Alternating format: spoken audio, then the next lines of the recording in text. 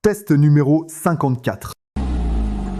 Allez, vas-y, tu peux le faire, non, tu peux le faire. Mais non. Ouais, un autre échec.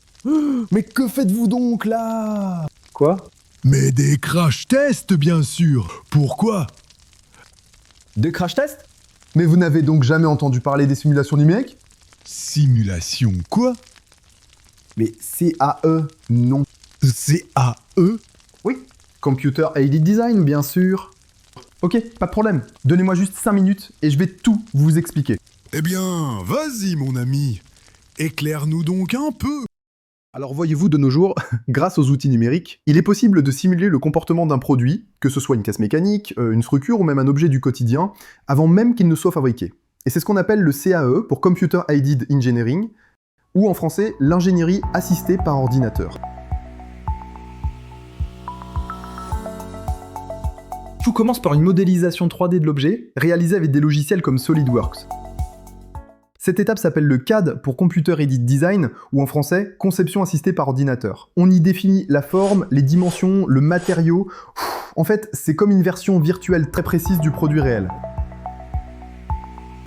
Ensuite, on passe à la simulation. Le modèle est découpé en petits éléments, c'est ce qu'on appelle le maillage, puis on y applique des contraintes, poids, chaleur, vibration ou même des chocs. Le logiciel calcule alors les déformations, les tensions internes et les zones à risque. Le résultat, des cartes colorées, des courbes, des données chiffrées, bref, tout un tas d'informations qui vous feront peut-être chauffer la tête maintenant, mais qui aident l'ingénieur à prendre les bonnes décisions techniques. Par exemple, renforcer une zone fragile, alléger une pièce ou valider une conception avant la fabrication. Grâce au CAE, on gagne en efficacité, moins de prototypes physiques, moins de gaspillage et surtout des produits plus fiables. Néanmoins, des tests physiques restent indispensables. Par exemple, les crash tests automobiles ou les essais de réacteurs d'avion, où on projette de vrais oiseaux ou glaces dans les turbines, permettent de valider ce que les simulations prédisent. Car malgré leur puissance, les outils numériques ne remplacent pas entièrement la réalité. Ces tests garantissent la conformité aux normes de sécurité strictes, comme celles imposées par l'EASA ou la FAA.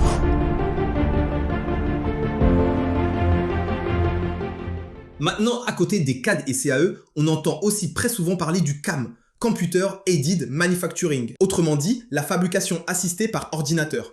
C'est la phase où la conception devient concrète. Le modèle 3D est transformé en instructions numériques que l'on envoie à des machines-outils automatisées comme les fraiseuses CNC ou les imprimantes 3D. On programme alors avec précision les découpes, les perçages, les trajets d'outils, le tout directement à partir du modèle numérique. Résultat, une fabrication plus rapide, plus précise et bien plus économique. Ce type d'outil est utilisé bien au-delà de l'automobile. Avions, bâtiments, centrales électriques, tous bénéficient aujourd'hui de la conception et de la simulation assistée par ordinateur. Vous vous demandez à quoi ça peut bien ressembler de modéliser un engrenage, une charnière ou un drone. Ne touchez à rien, dans les vidéos à venir on prendra les choses étape par étape, modélisation 3D, simulation, avec des outils concrets sur des exemples simples et progressifs. Tout ce qu'il faut pour découvrir l'ingénierie assistée par ordinateur, depuis la base et en toute clarté. Ça se passe ici, sur CNCAD Lab. Et pas besoin d'être ingénieur, pas encore du moins. Alors, à très bientôt!